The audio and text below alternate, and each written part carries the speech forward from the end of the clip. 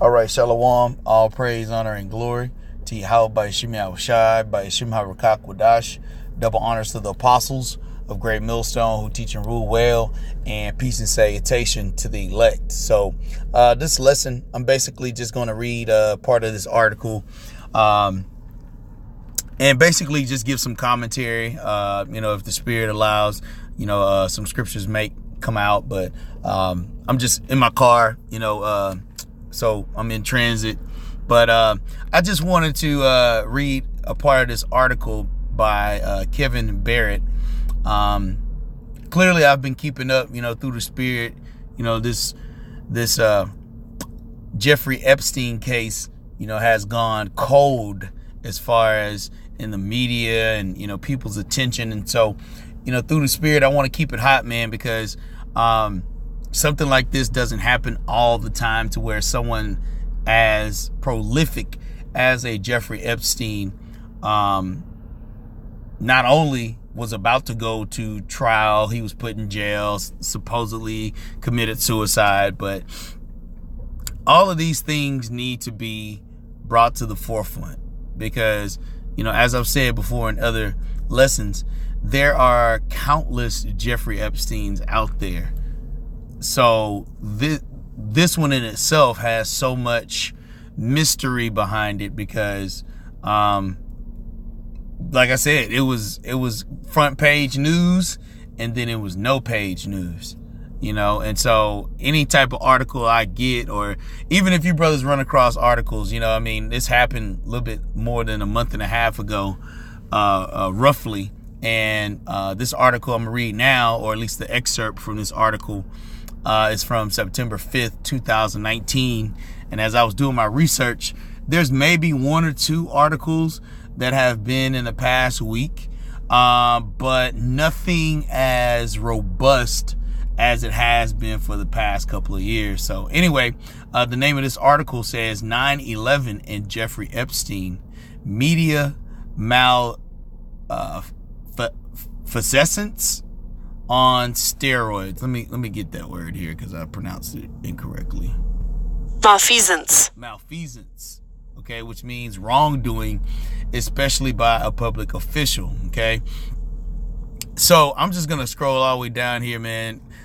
This dude Kevin Barrett, man, he was going in, but I just really wanted to try to get to the last points in which he made, and really, that'll be, just more of a FYI, for you Akim, you brothers post scriptures if you're compelled. It says the Epstein affair, like 9/11, illustrates two critically important truths about Western secularism. There is no truth and there are no limits. A society that no longer believes in God no longer believes in the truth, since God is al-haq, the truth, without whom the whole notion of truth has no metaphysical basis. So let me just say something real quick. I don't know what this al-haq is or whatever, but the name of the Heavenly Father is Yahweh. Okay, it's not God. All right, and the name of the Heavenly Father Son is Yahushai. Okay, so just for clarity, for anyone that may be coming across this video, that name in which they have an article is not the name of the Heavenly Father. It says the postmodern philosophers understand this perfectly well. They taught a whole generation of Western humanities scholars that truth is merely a function of power. People accept something as true to the extent that they are forced by power to accept it, which is another reason why this is Babylon, which is another reason why they're going to force that RFID microchip, which is the mark of the beast. It says, so when the most powerful people in the world insist that 3 enormous steel-framed skyscrapers were blown to smithereens by relatively modest office fires on 9/11, that absurd assertion becomes the official truth constructed by such Western institutions as governments, courts, media, and academia. Likewise, the assertion that Jeffrey Epstein committed suicide under circumstances that render that assertion absurd will probably become the official truth as recorded and promulgated by the West ruling institutions, even though nobody will ever really believe it. Okay? It said Epstein's career as a shameless, openly operating Mossad sexual blackmailer, like the in-your-face 9/11 coup, also illustrates another core truth of Western secularism. If there is no God, there are no limits. In this case, to human depravity and what it can get away with. Or as Dostoevsky famously put it, if God doesn't exist, everything is permitted. Since God alone can establish metaphysical grounded limits between what is permitted and what is forbidden, a world without God will feature no such limits. In such a world, Aleister Crowley's satanic motto, "Do what thy wilt shall be the whole law," becomes the one and only commandment. In today's godless West, why should men not do what they wilt and indulge their libidos by raping young girls if they can get away with it? After all the other sexual taboos are being broken one by one. Fornication, adultery, homosexuality, sadomachism. Hold on, let's see what this word is. I don't know how to pronounce this one. That's a lot. Because all of these things are just referenced as, all of these things are just referenced as Esau's wickedness. Okay, it's a lot, brothers. For some reason, I'm having a little difficulty as usual. Okay. All right. Oh, yeah, here we go. Sadomasochism. Sadomasochism. It's a psychological tendency or sexual practice characterized by both sadism and machismoism. I'm not saying that right, but sadomasochism. Masochism. Okay. All right. So it says gender bending. I'm right here. It says gender bending. All of these have been transformed during my lifetime from crimes and vices to human rights enjoyed by the most liberal and fashionable right-thinking Western secularists. Even bestiality and necrophilia are poised to become normalized sexual identities whose practitioners will soon be proudly marching in bestiality parade and necrophilia pride parades. So why not normalize pedophilia and other forms of rape perpetrated by the strong against the weak? And why not add torture and murder and in service to sexual gratification?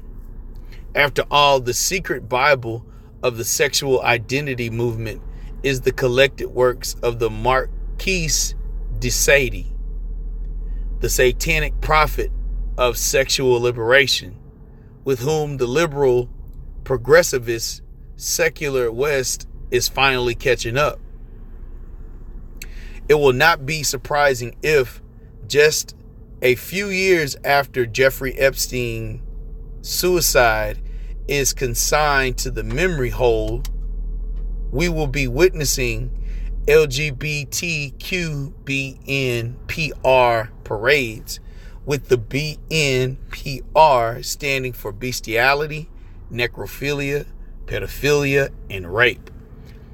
It would have been LGBTQBNPRG, with the final G standing for gropers like President Trump, except that G was already taken by the gays. The P's, pioneers of pedophilia pride parades, will undoubtedly celebrate Jeffrey Epstein as an ahead of his time misunderstood hero who was unjustly persecuted on the basis of his unusual sexual orientation.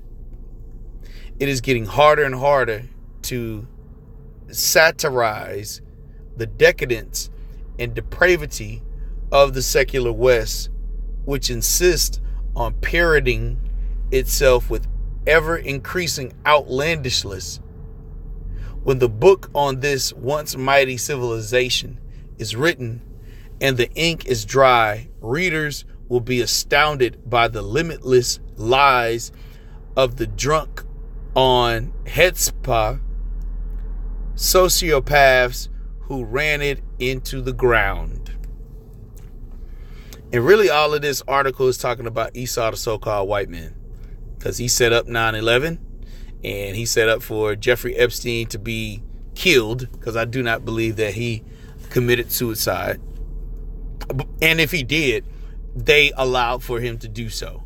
But I do believe it was a blood sacrifice more than it was anything, just like 9/11 was a sacrifice as well. And to where, I think even, Lord willing, I'll post this article, but it says something about, let's read this and then we'll close out here. It says, as the 18th anniversary of 9/11 approached, the arrest and alleged suicide of Jeffrey Epstein made headlines and raised questions about the credibility of official narratives. As Eric Rasmussen writes, everybody, it seems, in New York society knew by 2000 that Jeffrey Epstein and Ghislaine Maxwell were corrupting teenage girls, but the press wouldn't cover it. Likewise, everybody in New York society has long known that Larry Silverstein, these fake Jews, who brought the asbestos-riddled White Elephant World Trade Center in July of 2001 and immediately doubled the insurance, is a mobbed-up friend of Netanyahu and a confessed participant in the controlled demolition of Building 7, from which he earned over $700 million insurance dollars on the pretext that Al-Qaeda had somehow brought it down, but the press won't cover that either. So, like I said, the reason why I'm bringing that up is just to kind of have brothers understand the things that are happening in the backdrop as it pertains to this Epstein case. Because as long as people don't inquire, Esau just removed that storyline and put something else in its place. But, like I said, I just wanted to bring, that information out just so brothers can be a little bit more aware, because like I said, man, this is much bigger than we think, as far as the Jeffrey Epstein situation. He's been supplying, loose teenagers to prolific Edomite men for the longest, especially here in Babylon. So anyway, I just wanted to send that message to you, Akim, as I stated. If you brothers have any precepts, leave those in the comment section, and I'll leave this link here in the description box. And with that, I'm going to say, Shalom.